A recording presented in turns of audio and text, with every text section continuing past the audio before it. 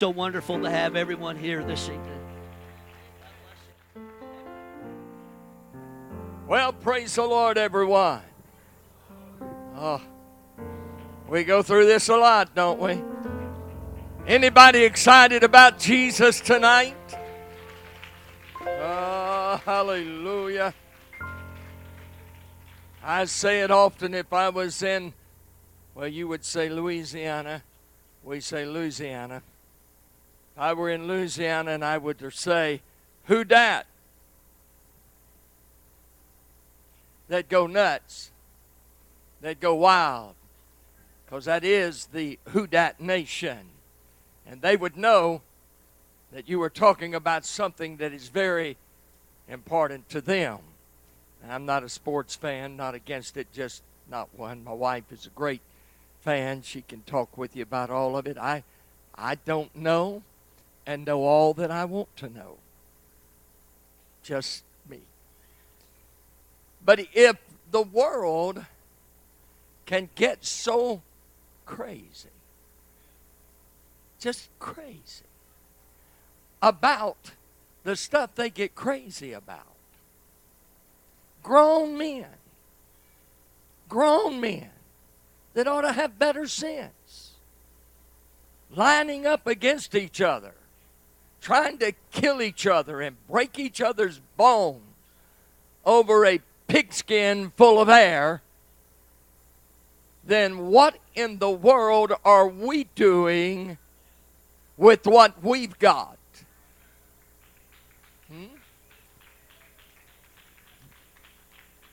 Well, okay.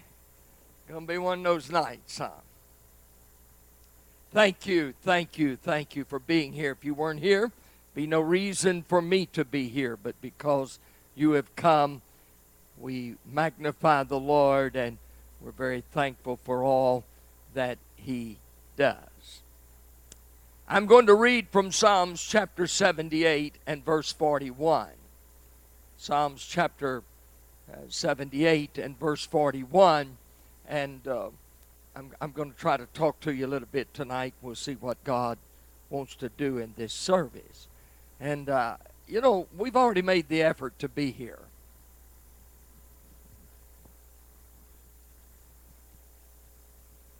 You braved the elements, got out in the liquid sunshine, get inured to the chilly, cold, damp, raw weather.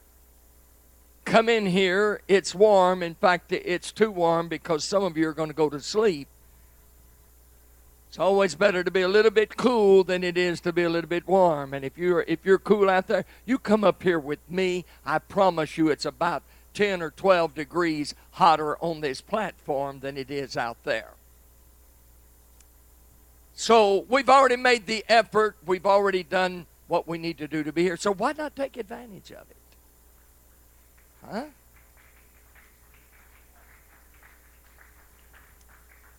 It says, yea.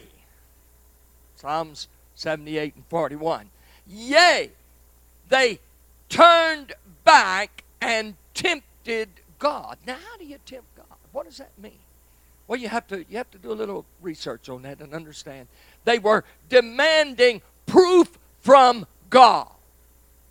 What right do we have to demand anything from God? That's a trick question. Because we do have a right to demand something. What do we have a right to demand? Every promise that God has made. I've heard preachers preach. I don't know where they get their theology. They're not getting it out of Scripture. That says you should never in your prayers or praise remind God. Well, you didn't read the Bible, did you?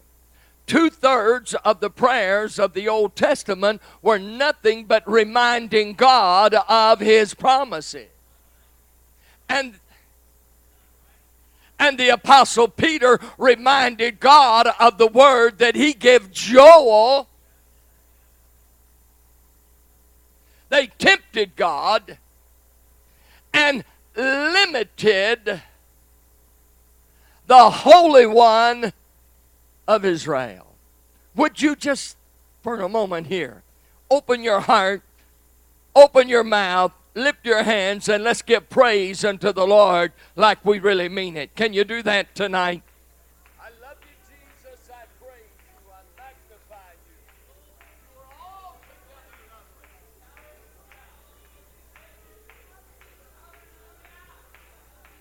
lovely. I thank you, thank you, thank you, thank you, Lord. Hallelujah. Hallelujah.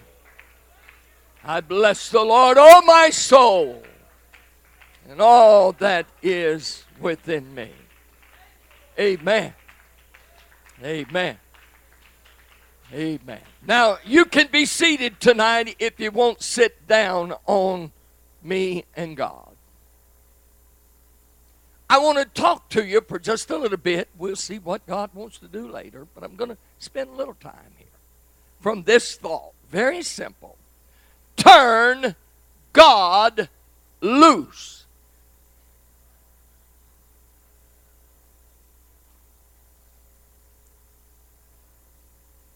My grandkids had a Rhodesian Ridgeback. Don't know if you know what that is. It's a lion dog.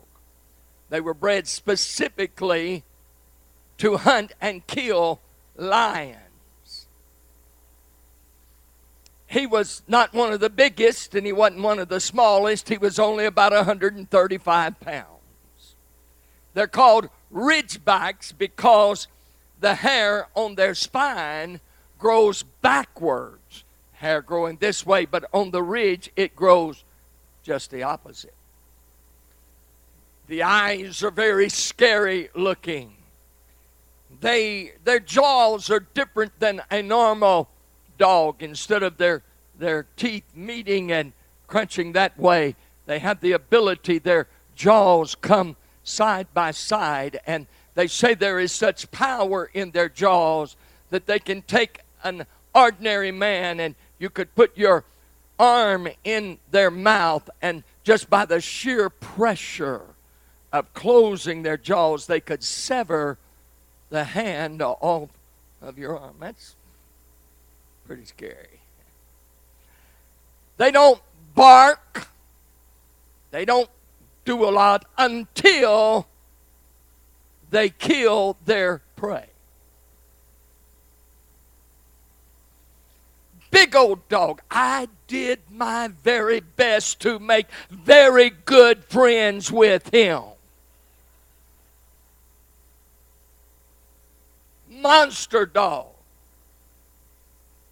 And because other people were so afraid of them, or the dog, they had him on a cable that's about the size of my thumb and a leather collar that's about 3 inches thick and very, very strong. And they let him run. It was run between trees, and he could run. And then he loved to run with Holly.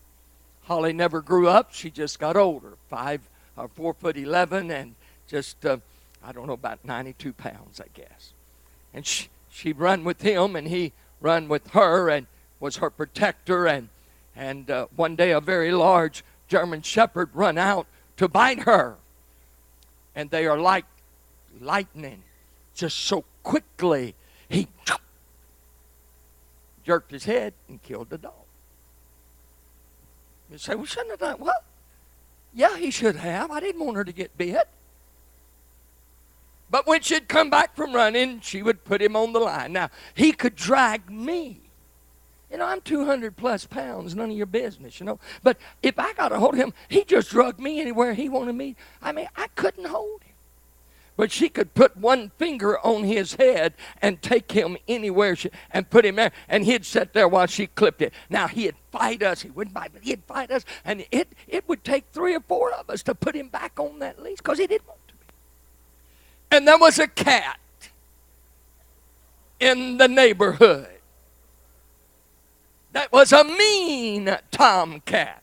Weighed about 30 pounds. That's big for a cat. Hateful thing. It was so hateful. It was. And it discovered that Tucker was on a cable. And it would watch him, and so finally understood the limits of his. So it would sit about 2 feet away from him and just tempt Tucker. And Tucker just going nuts.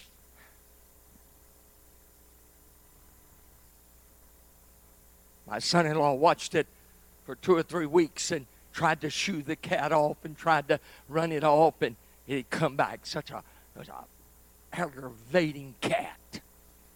Not sure there's any other kind. Maybe a cat lover. Lord bless you.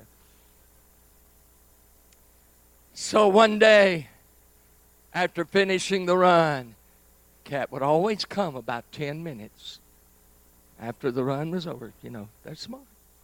Sat down. And before my son-in-law left, he went out and he turned Tucker loose.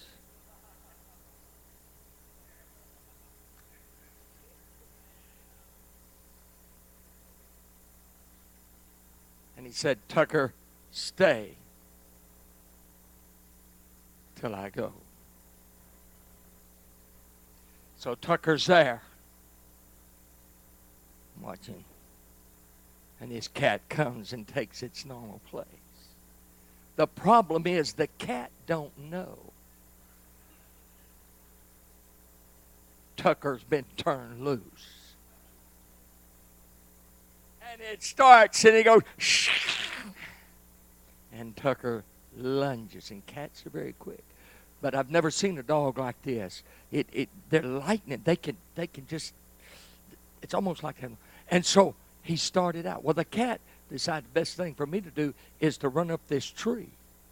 And he got about 12 feet up that tree, and Tucker went right up behind him, took a lunge, and grabbed it by its tail. And the poor little cat went to cat heaven. All because my son-in-law turned Tucker loose.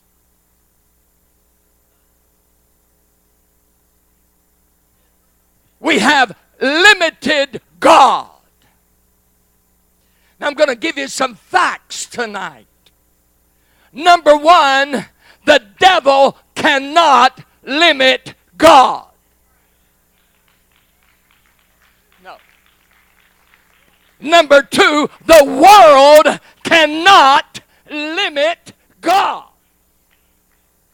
I've heard people say, boy, we had a tough service tonight. The devil really bound it. That's a lie. It's a lie that we believe. But the devil doesn't have the power to bind a service. The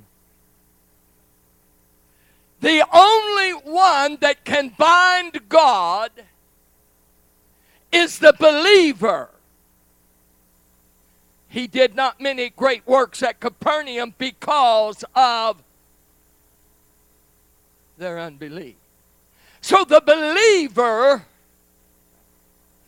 is the only one that can bind God. Angels, seraphims, cherubims, devils cannot. Lucifer, can't hear myself. Lucifer, all the imps of hell cannot bind God. I want you to understand this. You got to see. We come to church and we bring our problems with us. And we testify, the devil has been on my trail all day long. Bless his holy name. And we sing the song, how sad I am, what the devil's doing in my life. The devil's treating me so bad. He's beat me up so bad. He's just working me over. And we have given power to the world and to the devils that they do not have. But because we give it to them, they bind us. And we come in together, we'll trade war stories. Dear God, there was a man in the church at Kinder that after the second time of greeting him, I made it my mission in life to avoid him. Because when you shook his hand and said, "How are you doing?" he was going to take 20 and 30 minutes to tell you how bad he was doing. I don't want to hear that junk. I got more important things. He discovered that when he went this way, I went that way. And so he'd lay in wait for me, aggravated the snot out of me. Oh, I wasn't supposed to say that. And I'd get to where I'd do this. "How you doing?" And that worked 2 or 3 times. But then he got to where he would latch on to me. "I hate that, I hate that, I hate that." And he'd pull me to a stop. And he'd take 20 or 30 minutes to tell me. And he could barely walk because he said the chiropractor broke his back. So he walks like this, and I'm not mocking, this is how he walked. He took steps about like that cane and that arm just a shaking. I was in a town about 20 miles from where Kinder is, and I looked up. Block and a half away, I see this man. But he has no cane. And he's bebopping along. Walking just as. No cane. No pain. Just. And so, I got a little streak in me. I thought, I'm sorry. You gonna keep me tied up 20 minutes telling me how bad you are? And then you're a hypocrite. So I snuck up on him. Preacher's not supposed to do that, are they? And I walked up behind him, and man, he just picking him up. I mean, he's going on. You hear me? He's going on. And I get right behind him, and I say, "Well, praise the Lord!"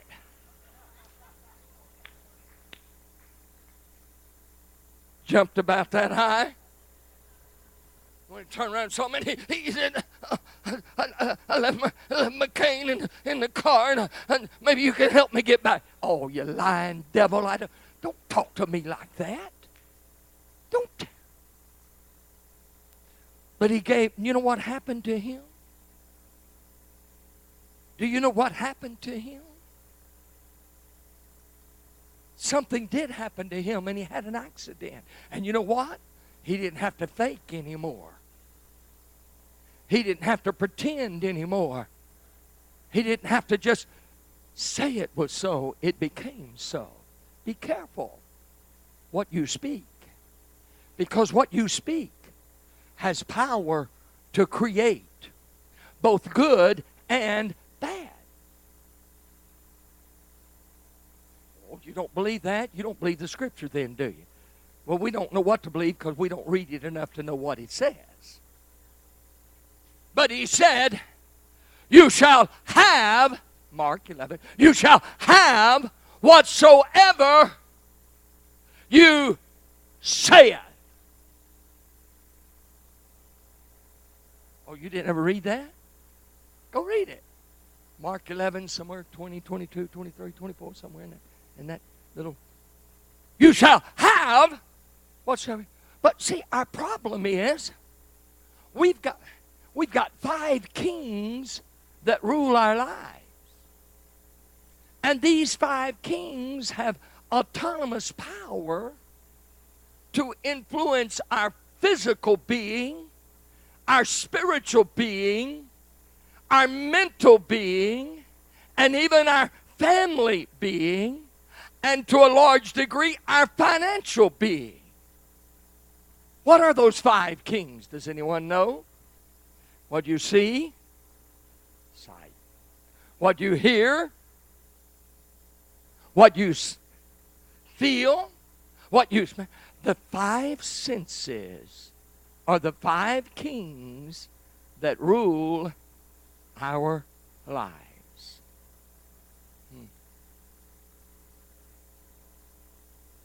And so we allow those 5 kings. Oh, you don't like what I'm doing right now, do you? Well, just hang on. It may not get any better.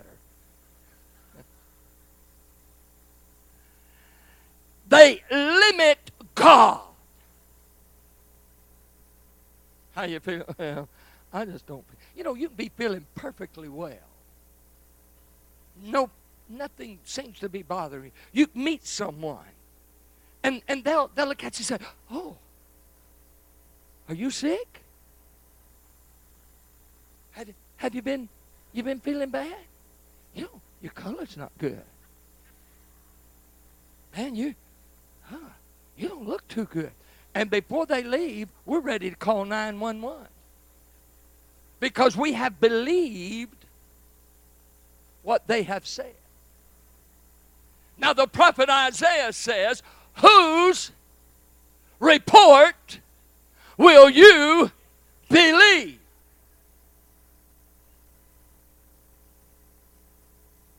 Dr. Storr, J.J. Storr, old family doctor there, finally died at 90-something years of age. One of the best doctors in the country. Every hospital in Houston knew him. When he sent anything with his signature, they didn't redo it because they said, no need to. He knows what he's doing. Had a man come in. I don't know, this man must have been 75, 77. I can't remember, but he went in there and Dr. Storr done some tests, and he called Lula. He said, Lula! That's his nose. Lula Bell, come here. That's the name, Lula Bell. Lula Bell.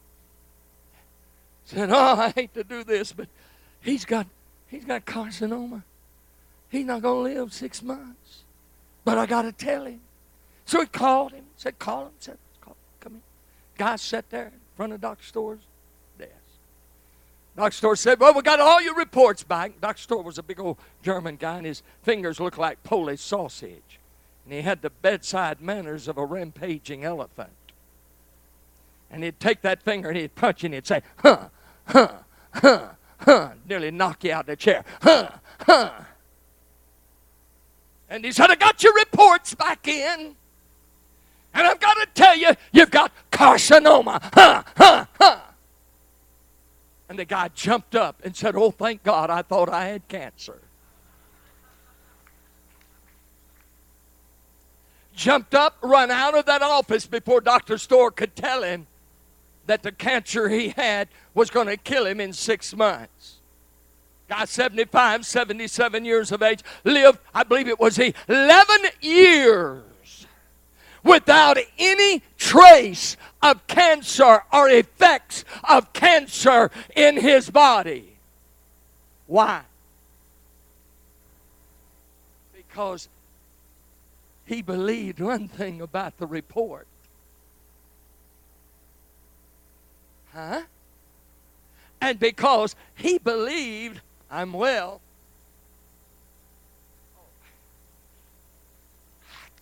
Wake up, wake up. Told you it's hot in here. Whose report will you believe? But you know, what I don't understand, listen, what we don't understand to fill volumes that could not be contained in any building anywhere in the world. You don't have to understand some things. I've told you often. I don't understand how a black cow can eat green grass and give white milk. I used to drink milk. I don't anymore because for some reason I've become intolerant to it. Can you believe? I just don't like the way it makes me feel, so I don't drink it anymore. I drink something called soy milk. Actually, if you doctor it up, it's not too bad. So I don't understand why bad things happen to good people. Neither do I understand why good things happen to bad people. But the Word says it rains on the just and the unjust. So, we never read where you have whatsoever you saith. So then does that mean that the sick can say, I am well?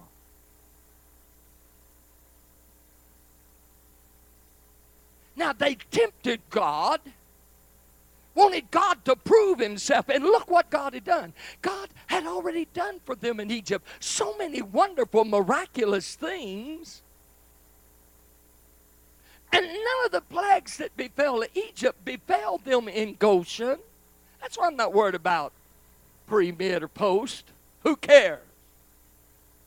Be ready. Be ready. And if we're going to be here through all that stuff, God's going to take care of his church just like he took care of the Israelites in Goshen when everything was happening in Egypt's land. But I want you to look at some of the things that God did. He turned rivers to blood. He gave a plague of flies and frogs. Their crops were consumed. Their vines destroyed by hail. Trees were killed with the frost. Their cattle and sheep were killed by thunderbolts from heaven. And the firstborn of every living creature died because they didn't have the blood.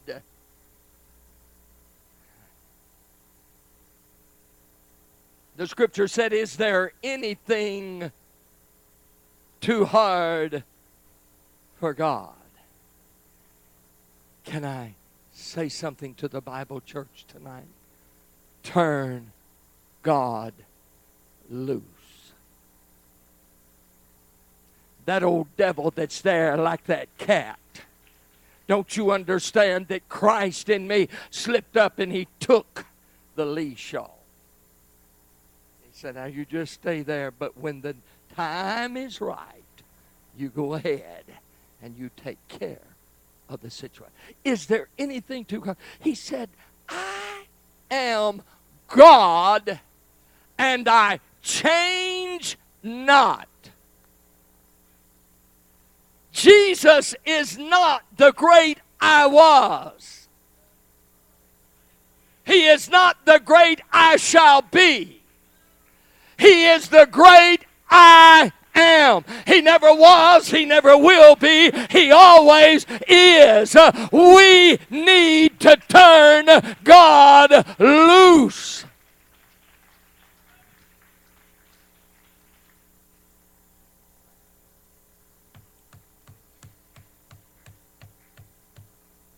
Well, what good's it do to turn God loose? Who is this God? Well, let's see. He's the God that placed the stars in the heavens and said, twinkle. He's the God that lit the sun and caused the moon to glow on the reflection of the sun. He's the God that traced out rivers and creeks. He's the God that scooped out oceans. He's the God that said, let everything produce after its kind. And trees bloomed, and plants bloomed, and birds flew and sang, and lions roared. And you know the story. And they did it because that's the kind of God. If that's the kind of God that we serve, why don't we turn God loose? God has empowered us.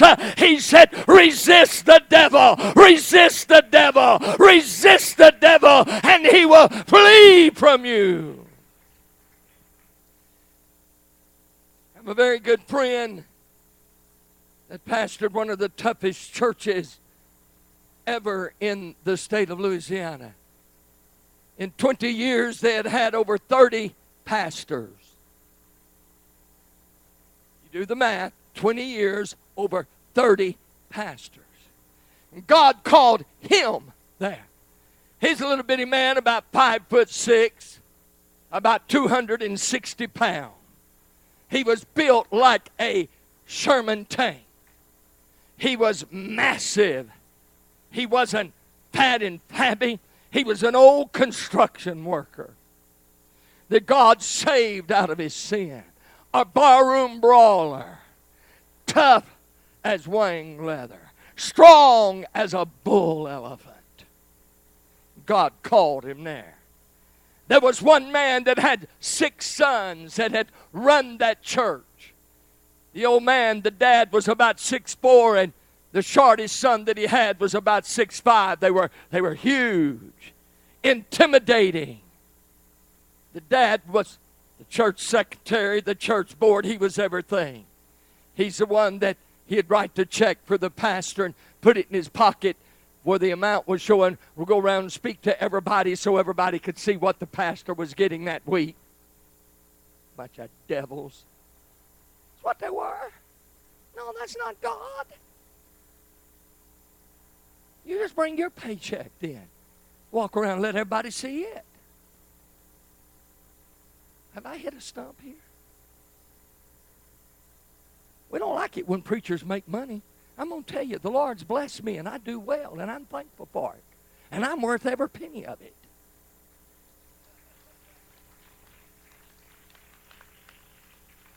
You go to a doctor, he'll make $1 million every 6 months, and you don't care. But you let the preacher make a little bit. Woo. So everything was lovely for the first 6 weeks.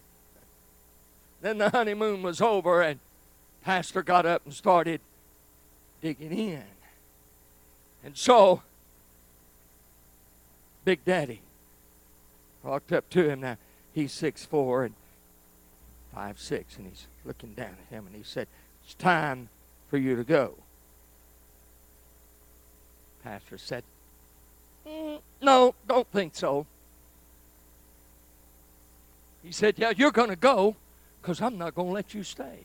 He said, "Who are you?" "Well, I'm the church treasurer. I'm the church secretary. I control your money." He said, "I don't need your money. You see these hands?" And they were calloused, and they were huge. He said, "They've made a living for many years, and they can make another living. I ain't going nowhere." Nobody had ever said that to Big Daddy before, so he brought his biggest son in. He said, "Now, you're going to have to talk to him, and, you may have to lay hands on him." I think he's talking about in Jesus' name. So, pastor come off the platform and during the day and was walking out, and this guy come in. 6'6", big, huge. He comes up to him and he says, "If you don't get out of here, I'm going to knock you into next week." But this old pastor was a long-time barroom brawler. He had been in more fights than you could ever think about counting, and had not lost one of them. And he said, "You ain't going to do it. There ain't enough of you to do it. You go and get your brothers and your daddy, and all of you come together, and you can't do it." I said, "I can take care of you." Pastor said, "Now look, I can't fight you, because I'm supposed to be a man of God. I'm supposed to be your pastor." But he didn't call me to be a Persian rug to lay down on for you to walk on either. That's when you need friends like Smith and Wesson and Samuel Colt. He said, "I can't fight you, but I can resist you." And so the guy reached up to take a swing, and pastor just put his hands up like this and resisted him. Hit him in check. I just went back, charging like a bull elephant. "Here he comes. I'm gonna grind you in." And pastor just resisted him. Boom! Knocked him down. Just resisting. Just resisting. The guy got up. Pastor resisted him again. And with every resistance, they were getting closer to the doors of the church. And that last resistance, Pastor put a lot of effort in that resistance. And when he resisted him on a chair, he knocked him through. Well, no, he resisted him through the doors, tore the doors off of the hinges. He rolled off of the front porch of the church. And you know, that pastor stayed there 22 years until God said, go. But what do? We lay down and play dead. Oh, you just don't understand. Oh, you don't know what my problems are. Oh, you don't know what I'm going through. Oh, phooey. Why don't we turn God loose? Why don't we resist the devil? Christ in you.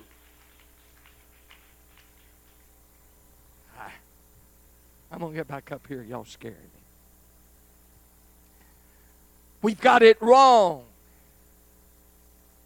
The world is not our problem.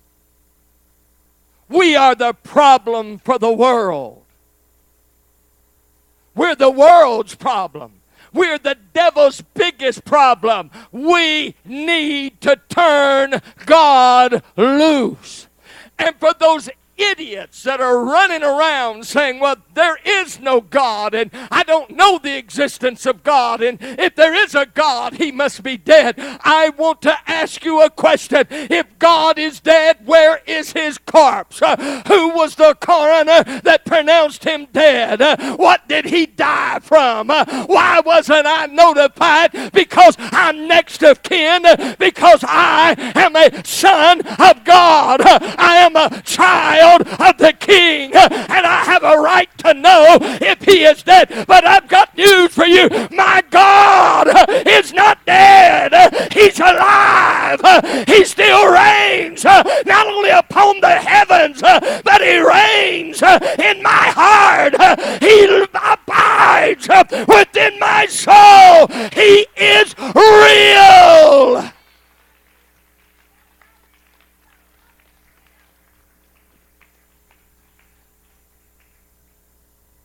On an Easter Sunday morning, I was preaching, and a man come up after the service, said, I don't like what you're preaching. In fact, I don't like you.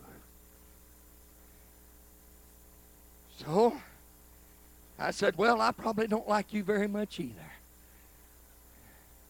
Now, why can you say stuff and I can't? If you got guts enough to say it, I got guts enough to say it. He said, I'll tell you what, I'll cut your throat. I said, well, you may. He said, if you don't promise me, you're not coming back tonight. You're getting out of town. I'm going to cut your throats. I'll just cut both of your vocal cords. So he pulled out his knife and he stabs me in the throat. Look down, blood down in front of my shirt. That don't look too good. I don't know about this. My wife's always said my mouth's going to get me in trouble. And I looked at him and I said, you better cut both of them, because if I've got one left and I can talk, I'm going to be here preaching tonight. About that time, a couple of guys in the church, thank God for men and sometimes women in the church that are not afraid. They hit him and knocked him into 2 tomorrows where he belonged. And God gave revival into a place that had been intimidated and bound for many years by the spirit of opposition that nobody wanted to see the display of God's glory. That man, 10 days before he stabbed me, because he owned a business. He was a mean man. He was suspected of several murders, but was never had any proof to bring him in. He was a feared and greatly despised man, but everybody afraid of him because he wasn't afraid to get his hands dirty. He'd gone in and got $1 million key man insurance policy, and 10 days before that and 3 weeks after that, he died so eaten up with cancer that the doctor said, I don't understand. We went through everything, blood work, tissue, everything. There was nothing there. But I'll tell you, you turn God loose and he'll fight your battles for you. Every battle that you choose to fight, God will allow you to fight it. But when you get tired of getting beat up, when you get tired of getting slapped around, you just step back and say, I think I'm going to call my big brother in. I think I'll just tell my daddy, I'm just having a rough time here. Can you do something about it? And turn God loose. Bible church, it's time to turn God loose. It's time to release the spirit that is already within you.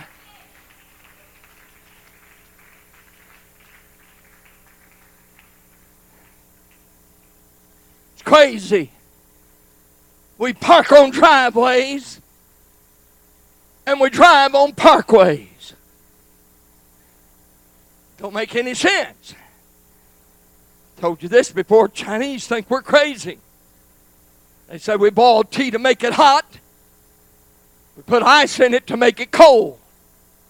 We put sugar in it to make it sweet. We put lemon in it to make it sour. They said you're crazy. You don't know what you want. Japanese say we're very unhygienic, crazy. We'll take a cloth, blow our nose, wrap it up like it's something precious, put it in our pocket, carry it around with us all day. Hello? Anybody been guilty? We live in a crazy, upside-down world. There's a lot of things that don't seem to make sense. And I'll be the first to tell you there's much about God that I do not understand. But I have faith in God. I was raised in a church under a man that was apostolic. He was an apostle. He was a prophet. I know we're scared of those terms, but they're in the same scripture concept as teachers, evangelists, and pastors. I'm not talking about these idiots that run inside, I'm a prophet, so you're supposed to go empty all your bank account, bring me your money. No. That's why when they called him and said, the doctor just left, Brother Bennett, Sister Robinson is dying. Said she won't make another hour or so. She's already got the death rattle. Remember old timers? Remember that? He drove in that old wore out, beat up 55 Mercury that he drove. Could have drove Rolls Royce if he'd wanted to, but he chose not to. Pulled up, got out, jammed his hat on his head, walked up the steps of that house. Didn't pause, didn't knock on the door, just went in. Daughter run out, meeting him, wailing. That's literally wailing, just screeching.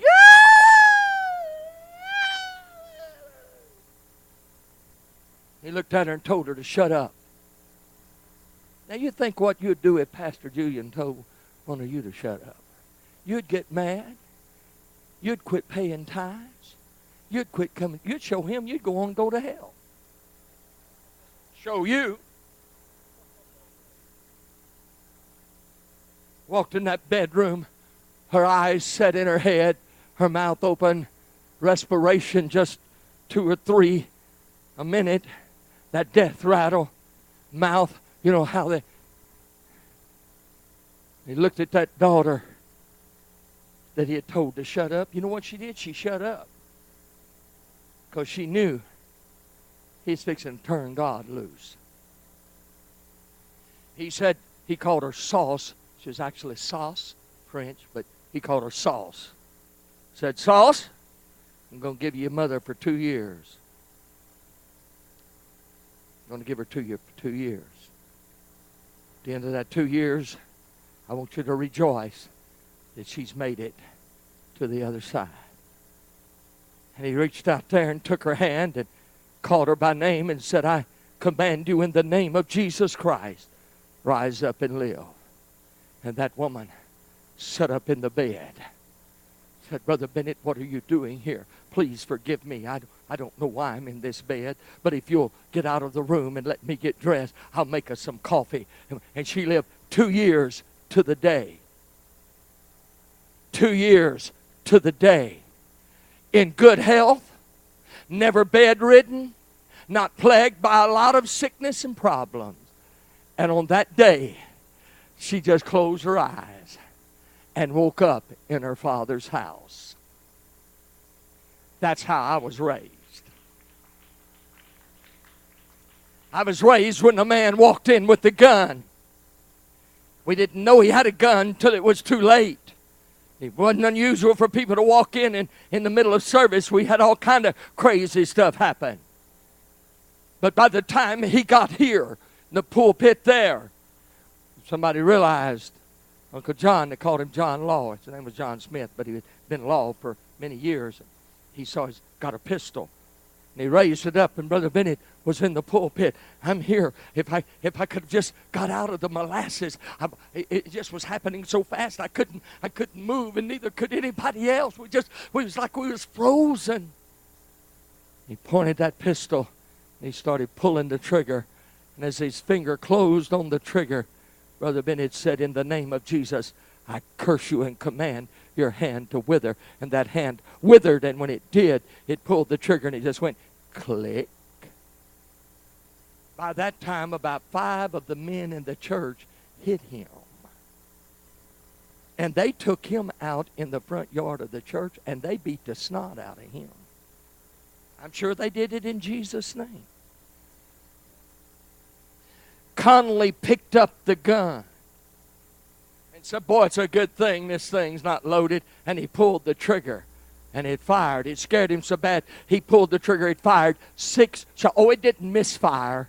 No, God turned loose, inserted his hand between the firing pin and the shell. When you turn God loose, I watched him speak to a woman that had been pronounced dead by the assistant to the coroner and a registered nurse that was there, and they'd worked on her. She died in church, and I saw them, and I heard them speak those words, and I watched that old man get up and jump an altar rail and run down to where she was, though he was blind and could not see. He run as unerring as to where they had laid her out on the pew as though he had 20/20 vision. And he reached out. He didn't fumble and try. He reached out and grabbed her right hand and said, Ola Brown, in the name of Jesus, I adjure thee, rise up and live. And I was there. I'm here. And she laid out there. And I saw that old woman come up talking in tongues and dancing and shouting. And I saw the assistant to the coroner pray through to the baptism of the Holy Ghost. I saw that registered nurse pray through to the baptism of the Holy Ghost, because they said, we've never seen it. We need to turn God loose. It's not relegated to the past. The miracles, signs, and wonders are not just for many years ago. They are for us today. Somehow, some way, we've got to get a hold of this, and we have got to say, turn God loose.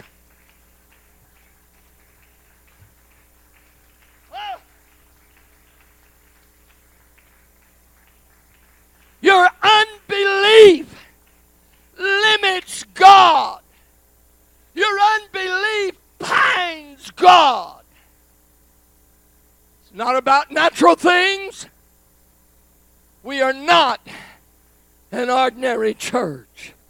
We are the church triumphant.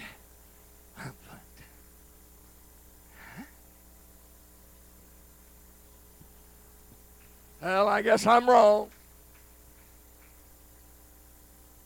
We like to sing, I've got it. I've got it. Well, sometimes we do if we feel just right. But we got to do more than sing about it. We got to do more than think about what God. I've seen some of the greatest moves of God at the Bible church that I've seen anywhere in all of the land. I saw a deaf mute boy in the old church. Was it Brother West that used to wiggle his fingers? Was that what? Okay. And I saw him in that nightmare of a building, that round auditorium. And over here, there was a little section reserved, right, almost up against the platform, just a little ways right in there. And they were kind of seated around him because the entire church was in an attitude of prayer. We had not started service. I left the office that I used and went to Pop Simonson's office to go into church with him, and he was beside his desk, and he was speaking in tongues and weeping and talking to God. So I went over to the room that the ushers room used, and there Brother Jones and I can't tell you, Harold and another one, 2 or 3 others there. But instead of being ready to go in, they were around that big old conference table, and they were weeping, and they were talking in tongues, and they were praising God. And so I just decided I'd go in by. So, I walked in on that side way, and you come right up onto the platform, and it's a round platform. And back then, the piano was over here, and the organ was over there. That's before we decided to put it all together. Remember that? And I wished I could remember the elderly lady that played the piano. Sister, no, it was before Lorraine. Estes, Sister Estes or Hughes. Huh? She'd been dead a long time. Okay. And I'm standing there, and I'm watching him. He's wiggling fingers. And everybody's weeping and crying. And all of a sudden, out of the audience comes this Sister Hughes, whatever, wore her hair big on the back of her head. And she plops down on the piano. And Leah, you run to the organ. And it was like y'all was in a foot race. Y'all may have been, because you never did like for anybody to get anything on you. And it was just like y'all was racing to see which one could get to their instrument to begin with. And you plopped down at the organ, and she plopped down at the piano. And because of the way that building was, I stepped back, had a panoramic view. You could see just about everything going on because it was kind of like in a circle. And y'all both lifted your hands and hit the. And I'm waiting. Oh, my God, have mercy. This is going to be a mess because they haven't communicated. They haven't talked about what they're going to play. They haven't got together. But, when they hit those keys, they both hit the same key. And they both started playing the same song. You know what it was? There's a sweet, sweet spirit in this place. And I know that it is the Spirit of the Lord. Wasn't any bebop rockabilly songs, beautiful old song, and they're playing, and I'm watching as they're sitting on the floor, and he's, I guess maybe trembling fingers and stumbling thumbs, I don't know, but and this one young man jumps up because he had asked a question, though I didn't know, because all I see is finger wiggling. He wanted to know, why am I weeping? And he said, because Jesus is here. And he's jumped up to look around. He wanted to see Jesus. You see, the deaf mutes, totally deaf, born that way. No ability to hear nor speak. They're limited in their vocabularies and their knowledge and everything. He thought there was somebody literally there. Well, there was someone literally there. It's just you couldn't really see him. And he looked back and said, where is he? And why would he make me cry? And he said, no, you don't understand. It's the Lord. It's God. And he said, well, why am I crying? Because he wants to come live. He said, well, how do I get him to come live? Now, all of this is these fingers. I never have understood that. How in the world could you wiggle your fingers and say what I'm saying? I don't understand that. He said, how can I get him in? And so he said, repent. And he flashed back. I don't know what that means. I don't know that word. And you're going to sit on these pews night after night week after week, month after month, year after year, and hear the word of the Lord and feel the presence of God and make no effort to seek after Him, you're going to face in judgment this young man. And so he just finally said, well, all I know to do is tell God you're sorry. You love Him and you want Him to live in your heart. And he did. Now, the only communication they have, totally deaf. He had no voice box, if I remember correctly. He had the ear, the stirrup and all of that, hammer and all that, was not in his ear. It was physically impossible for him to hear or speak. Okay? He closed his eyes. When he did, he lost all contact with this world. This happened at the Bible Church on East Pleasant Runway. Does anybody, am I just dumb? Anybody remember that? I was there. And all of a sudden, with his eyes closed, he began to run around that building with his eyes closed. Never run into anything, never hit anyone, because God was in control of that. So, that's for all the remodeling. Remember, that's when it didn't even have carpet on the floor. There's just theater seats and tile on the floor. Okay, we're not talking about day before yesterday. We're talking about when I was 29 instead of 39. And I bailed off. Now, that was a big old high platform, too, and I bailed off of that, and I began to run, and I would say I caught him in the back corner, but that building had no corners. So God gave a vision. I think it was a nightmare myself, but be that as it may. But if there had been a corner, I caught him over there, and he had just stopped. And boy, something got a hold of me. And I run and got Albert Vaughn. He's standing on the platform looking sanctified, holy. And I grabbed him and run back there. And he kind of cut a little rough. Well, that was a miracle in itself. Before it was over, and I think Tug Cole and Jimmy Larson, and I don't know, I took about 7 men back there. Never said anything to them. Never told them anything. Just took them back to where that young man was. There was a deaf mute. And every one of them exploded. Why? Because he was speaking clearly and loudly in tongues as the Spirit of God gave him the utterance. And if my memory serves me correct, he was never able to utter one word. He was never able to speak. He never heard one sound. But when the Spirit of God moved on him, he would throw his hands up and he would speak in tongues as the Spirit. Oh, Bible churches say, I'd like to see something. You've got enough miracles in your past to write volumes of books. It's just time for you to rise up in the power of what you already know on the foundation that's already been laid. And you need to rise up and you need to turn God loose.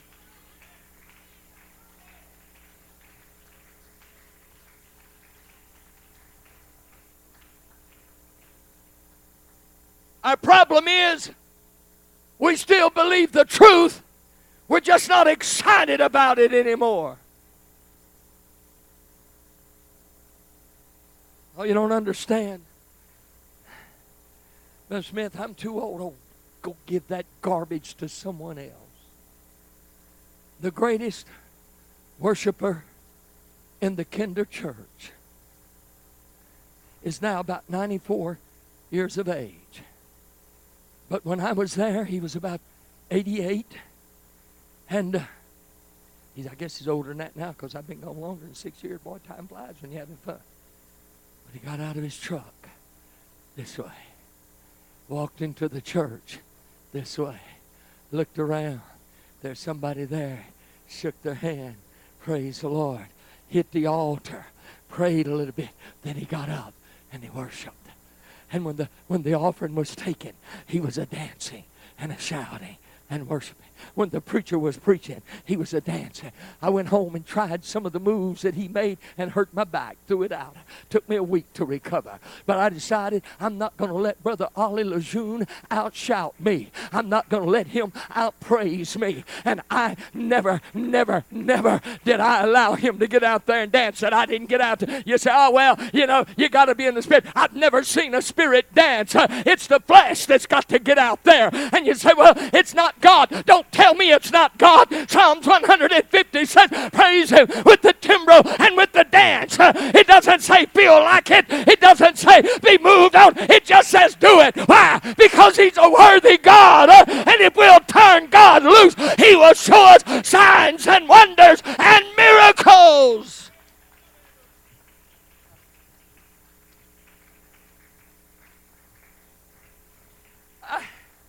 It's only 4.5 minutes till 8 o'clock.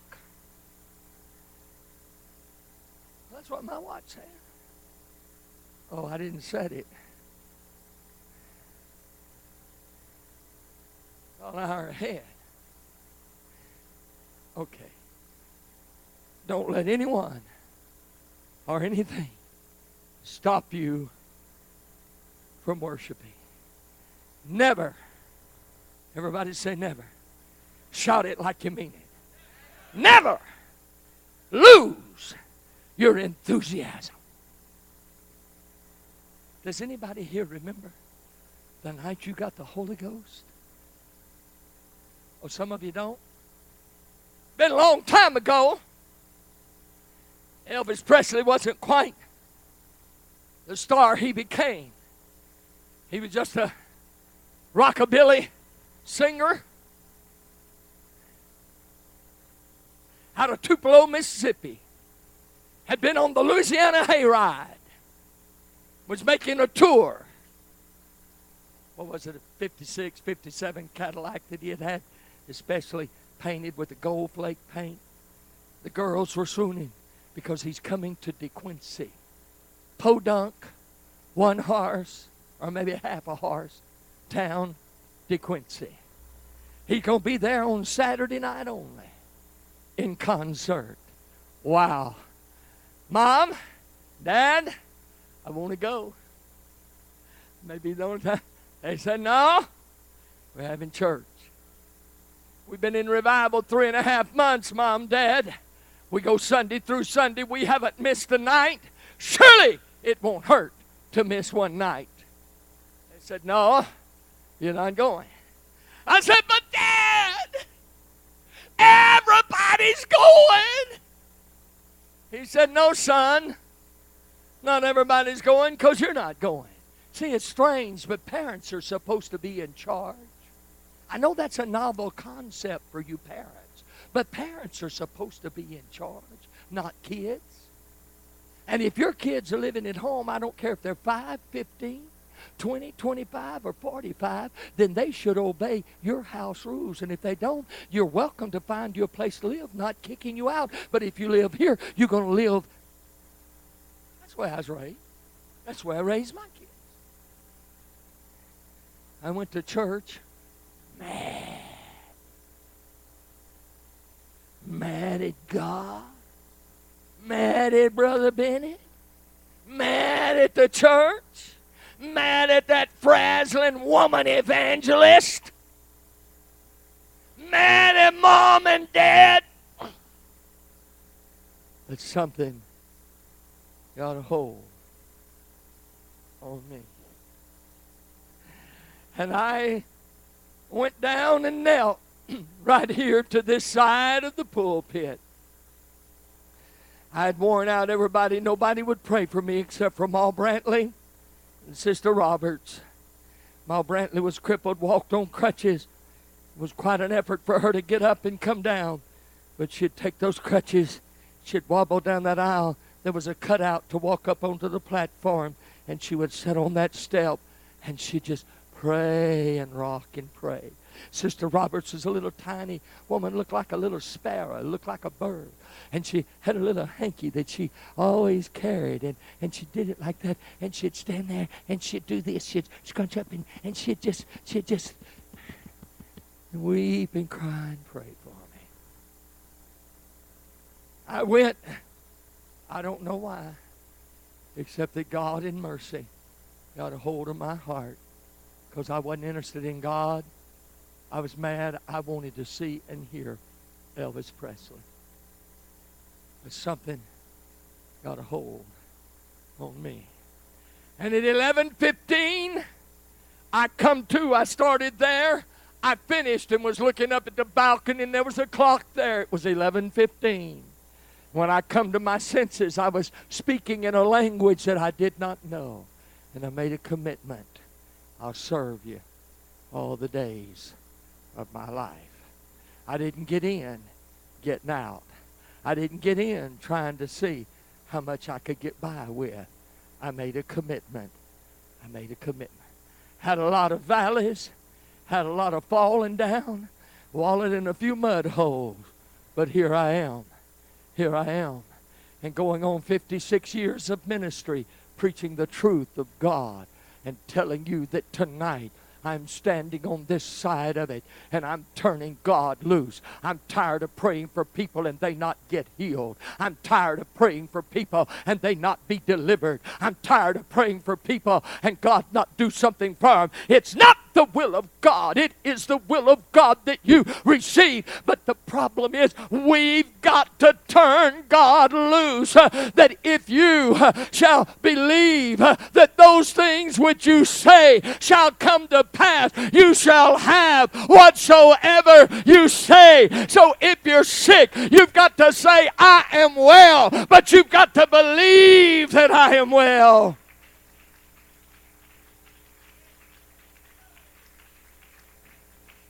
Just a few months ago, I went in for a checkup.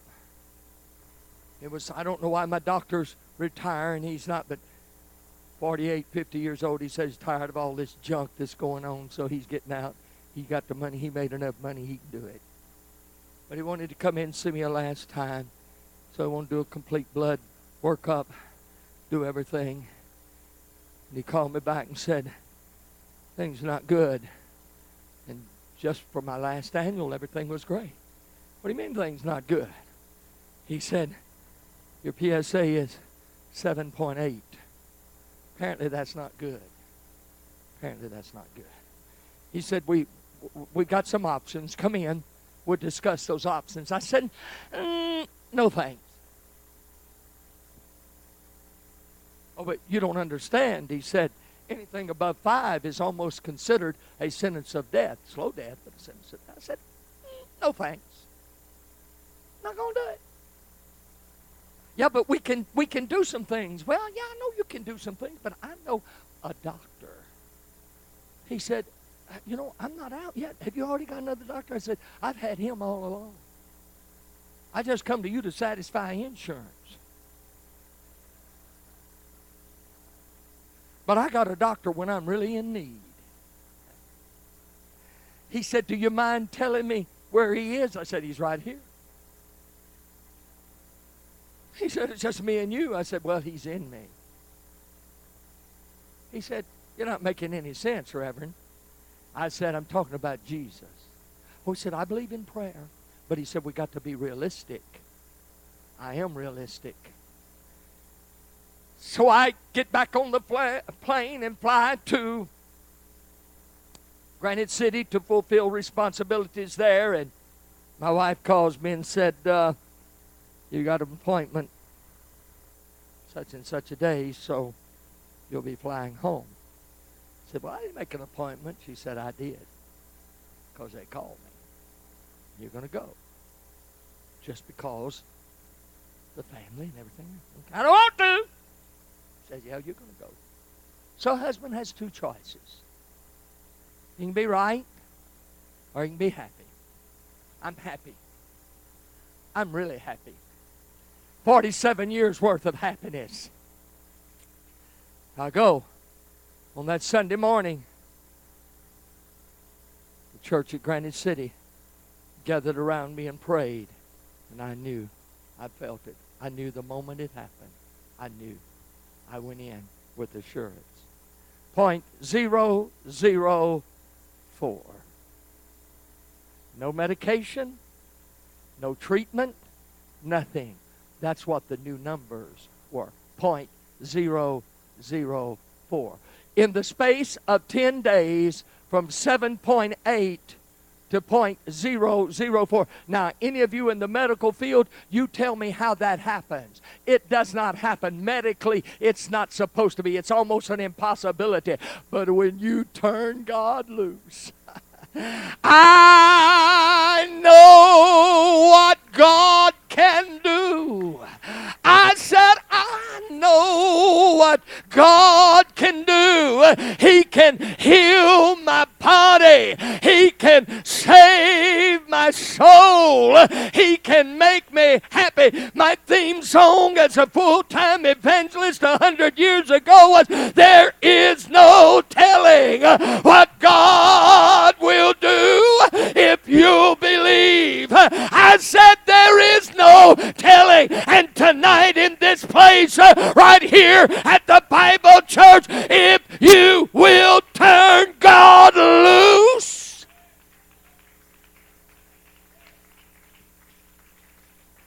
okay.